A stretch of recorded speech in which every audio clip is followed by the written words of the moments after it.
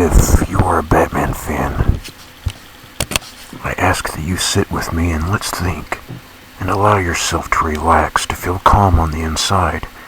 And I ask that you take a deep breath. I'll count backwards from 3. Breathe in.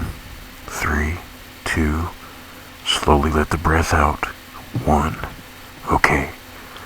When a person allows themselves to feel calm, they can see and understand things better. How relaxed and thoughtful you are is going to play an important role in this video. Now, I ask that you allow yourself to realize that in all your time of being a Batman fan, that maybe you have been lied to about who the character really is. I'm only asking that you acknowledge the possibility that Batman is a completely different character than what you thought before. That your reasons for liking him are possibly rooted in misinformation. Ready? Good, let's proceed. If you talk to a hardcore Batman fan for any length of time, or ask them straight out the reasons they like this hero, something along the lines of this is bound to come up. He's a normal human, but he's able to stand amongst heroes with superpowers and hold his own while being the best. Whenever I go to a forum and read posts of fans worshipping Batman, I keep seeing the word normal popping up. What they haven't realized, or refuse to admit, is that there's nothing normal about him. While they're trying to imagine themselves as Batman and believing they could possibly be just like him, they've conveniently ignored these facts. He was born a billionaire. There are very, very few people on this planet that have as much money as Bruce Wayne does. A fan's chances for ever accumulating that amount of cash are slim to nothing. Without that money, you haven't the necessary gadgets to be Batman. I've never witnessed or read any sort of historical account of anyone as determined as Batman. These obsessive, driven, motivated actions are abnormal. They are unprecedented.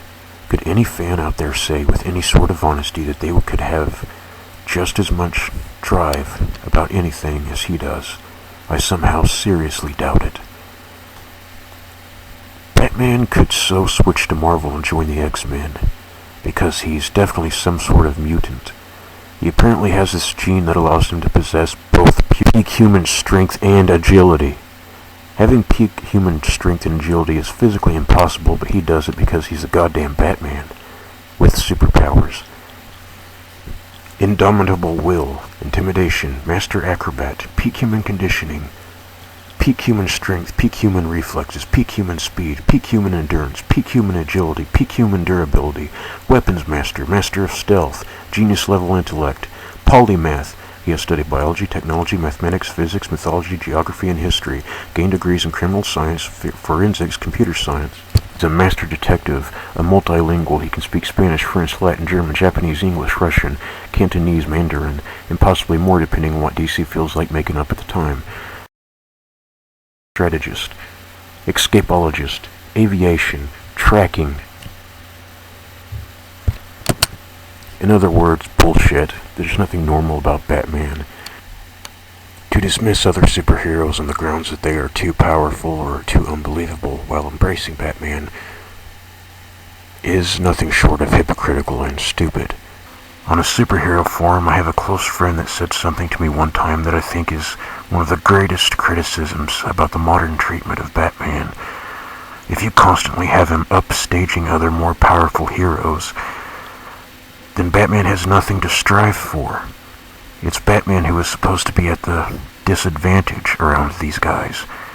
If you have him besting the other superheroes every once in a while instead of all the time, those times he is victorious will hold that much more weight.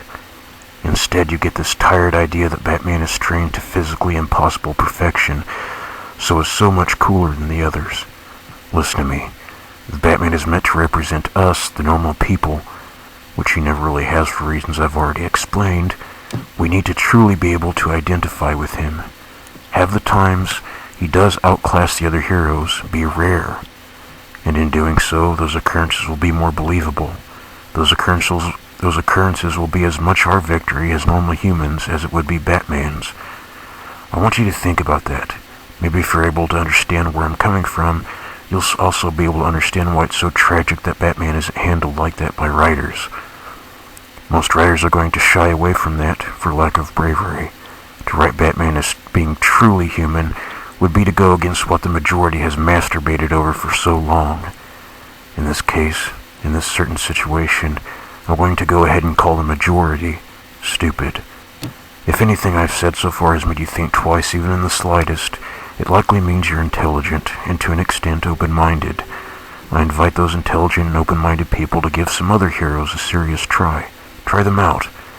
You're doing yourself a huge disservice as a fan of comic books by confining yourself to Gotham City, if that's what you're doing. I invite you to check out Superman, read some issues, familiarize yourself with his world. There are also Marvel comics, especially the X-Men, are packed with stories about a struggle in the context of amazing superpowers. Even though these guys have powers, they're extremely relatable. You'll find an X-Men you can identify with most, and when that happens, at least for me, there's really no turning back. That's how complex and human most of them are. Give others a chance. There's a big multiverse out there, my friends. And your journey is now beginning.